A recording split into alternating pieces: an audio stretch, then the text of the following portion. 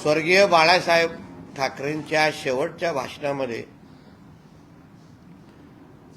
त्यांनी सगळ्याच शिवसैनिकांना उद्देशून सांगितलं होतं की माझ्यानंतर माझ्या उद्धव आणि आदित्याला सांभाळा. आता हे जेवढं आमच्या आदरणीय देवेंद्र फडणवीस साहेबांनी मनावर घेतलं आणि जेवढा उद्धव ठाकरेच्या स्वतःच्या भावानी त्याला सांभाळलं नाही, तेवढं आदरणीय देवेंद्र फडणवीसजीने मुख्यमंत्री असताना, मित्रपक्ष असताना आणि घरातला एक सदस्य म्हणून राजकारणाच्या पलीकडे म्हणजे राजकीय नात्याच्या पलीकडे जाऊन वैयक्तिक नातं जोपासण्याचं काम जे देवेंद्र फडणवीसजींनी केलं त्याची आठवण निश्चित पद्धतीने काल रात्री उद्धव ठाकरेंना आली असेल. ही जे उद्धव ठाकरेंची वाताहत, ही जे काही दिवस उद्धव ठाकरेला दिसत आहेत, ह्याचं मुख्य कारणच एवढं आहे की आदरणीय बाळासाहेब ठाकरे सारखा माणसं परखण्याची आणि ओळखण्याची गुण हे उद्धव ठाकरेमध्ये नसल्यामुळे आज ते रसातळाला गेलेले आहेत. उद्धव ठाकरेच्या या वाताहतचे प्रमुख जबाबदार हे बाकी कोण नाही, पण मातोश्रीमध्ये बसलेला किचन कॅबिनेट जे चालवतात तेच जबाबदार आहेत.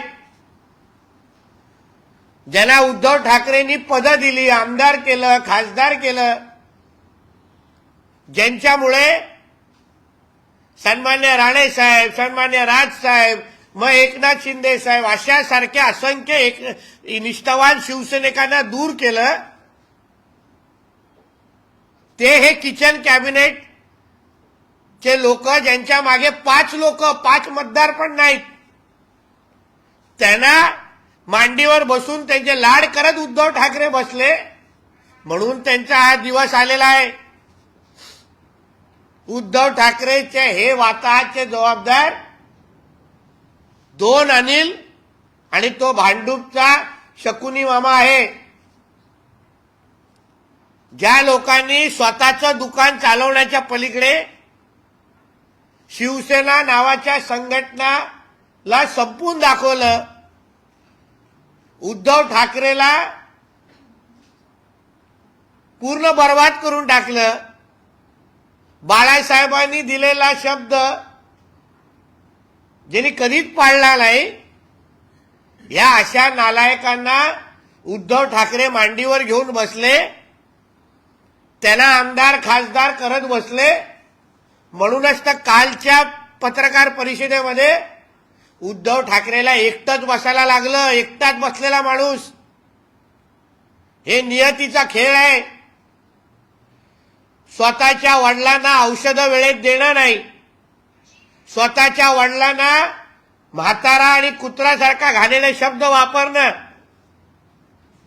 त्यांची योग्य शेवटच्या दिवसात सेवा न करणं, माणसं न ओळखणं, शिवसेना सारख्या संघटनेचा पावित्र्य न ठेवण्याच्यामुळेच आणि नुसता पैशाचा लोभ आणि स्वार्थ ह्याच्या पलीकडे कधी पाहिलं नसल्यामुळे काल उद्धव ठाकरेला एकटं झोपायला लागतंय, एकटं बसायला लागतंय. माझ्या माहितीनुसार काल त्या दोन्ही अनिल हे मातोश्रीमध्ये त्यांनी पाऊल पण ठेवलं नाही. हा संजय राजाराम राऊत बसलेला सामनाच्या ऑफिसमध्ये तिथे पेढे वाटत होता. म्हणून उगाच आमच्या राहुल नार्वेकर असतील, आमचे भारतीय जनता पक्षाच्या नेत्या मंडळांवर त्या नावाने दगड फोडण्यापेक्षा तुमच्या आजूबाजूला जे काय सापांना तुम्ही दूध पाजत बसला होता त्या सापाने तुम्हाला संपवलेलं आहे. पक्षप्रमुख झाल्यानंतर किंवा जे पद तुम्हाला 18च्या नंतर जे काही 12ला नंतर 18ला हे झालं, त्याचे कागदपत्र बनवण्याची जबाबदारी कुठल्या अनिलची होती? कुठल्या अनिलनी तुम्हाला न सांगता ह्या सत्ता संघर्षाच्या केस मधल्या ऍफिडेव्हिटचं एक पान बदललं? ह्या कुठल्या अनिलनी केलं? आणि ह्याच लोकांना तुम्ही, ह्याच लोकांच्या जोरावर की ह्याच लोकांच्यामुळे तुम्ही राणेसाहेब, राजसाहेब, एकनाथ शिंदे साहेब आणि असंख्य निष्ठावान बाळासाहेबांच्या शिवसैनिकांना दूर केलं. आणि आज ना तुम्हाला तुमच्या मुलाला जी आमदारकी मिळालेली आहे, संजय राजाराम राऊतला जी खासदारकी मिळालेली आहे, त्या प्रियंका चतुर्वेदीची जी खासदारकी आहे, ते एकनाथ शिंदे साहेबांच्यामुळे आहे. मूळ शिवसेना पक्ष हा एकनाथ शिंदेचा आहे. म्हणून ह्या जे काय आमदारकी, जी उद्धव ठाकरेची आमदारकी आहे, आदित्य ठाकरेची आहे, किंवा हे जे बाकीचे आमदार खासदार जे फिरतायत, ते एकनाथ शिंदे साहेबांचे आमदार आणि खासदार आहेत. मग का तुम्ही काल सगळ्या या पदाचा राजीनामा कधी देणार? कधी सांगणार की आम्हाला एकनाथ शिंदे साहेबांच्या नेतृत्वाखाली काम करायचं नाहीये? त्या संजय राजाराम राऊतला सांगेन, अरे तू एकनाथ शिंदे साहेबांच्या पक्षाचा खासदार आहेस रे, कशाला गद्दारी करतो? दुसऱ्यांची मुलं कशाला मोजतोयस? तुझे कुठे कुठे मुलं नेमून ठेवलेली आहे, जे तुला पप्पा बोलवतात, आणि तुझ्या घरच्या वाल्यांना ती माहिती तरी आहेत का? आम्ही पुरावे द्यायचे का? डीएनए टेस्ट करायला तयार आहेस का? म्हणून उगाच एकनाथ शिंदे साहेब किंवा आमच्या भारतीय जनता पक्ष त्या नेत्या मंडळींवर खडी फोडण्यापेक्षा, आणि हा संजय राजाराम राऊतला जेव्हापासून हा सत्ता संघर्षी केस सुरू आहे तेव्हापासून त्या नार्वेकरांवर जे अध्यक्ष आहे, जे लवाद पण होते, त्यांना धमकवणं, त्यांच्यावर प्रभाव टाकणं, त्यांना अपशब्द बोलवणं, एवढे एवढे पक्षांतर केलेले आहेत असं बोलणं. मग तू तरी तुझ्या घरच्यावाल्यांच्या निष्ठेने राहतोस का रे? की तू कुठे कुठे घर बदलत फिरतोस? हे जरा गोरेगावच्या रॉयल पामच्या रजिस्ट्री बुक मधून आम्ही काढलं ना. तो तू कुठे किती पक्ष की किती घरं बदलली आहेस त्याचे पुरावे पण आम्ही देऊ शकतो. दुसऱ्यांवर आरोप करण्या अगोदर तुझं चरित्र काय हे जरा महाराष्ट्राच्या जनतेला आम्हाला सांगायला लावू नकोस. आणि नार्वेकर, राहुल नार्वेकरजी हे की तुला डॉक्टर स्वप्ना पाटकर वाटल्या काय? फोन करून धमकी देणं, त्यांच्यावर प्रभाव टाकणं, शिव्या देणं, त्यांच्या घरावर दारूच्या बाटल्या मारणं, त्यांना घाबरून ठेवणं, आणि तुझ्या काय सगळ्या पद्धतीने ऐकत बसणार आहे आणि प्रभाव टाकणार, हे काय दमदाटीचं काय वाटलं काय? म्हणून उगाच थैथयाट, नसबंदी केल्यानंतर कशी थैथयाट होते तशी कालपासून थैथयाट चालू आहे. म्हणून उगाच थैथयाट केली तर उरली सुरली पण बाजूला होईल. आणि थोडीशी तरी लाज उद्धव ठाकरे, आदित्य ठाकरे, संजय राजाराम राऊत त्यांच्या आमदार आणि खासदारांना थोडी तरी लाज राहिली असेल तर, नाही आम्हाला माहिती आहे, नाहीतर एवढे नालायक नसतेच, पण थोडी तरी लाज राहिली असेल तर आजच्या आज तुम्ही सगळ्यांनी राजीनामा द्या, नाहीतर एकनाथ शिंदे साहेबच आमचे पक्षप्रमुख आहेत हे मान्य करा आणि जाऊन त्यांच्या पायावर लोळा.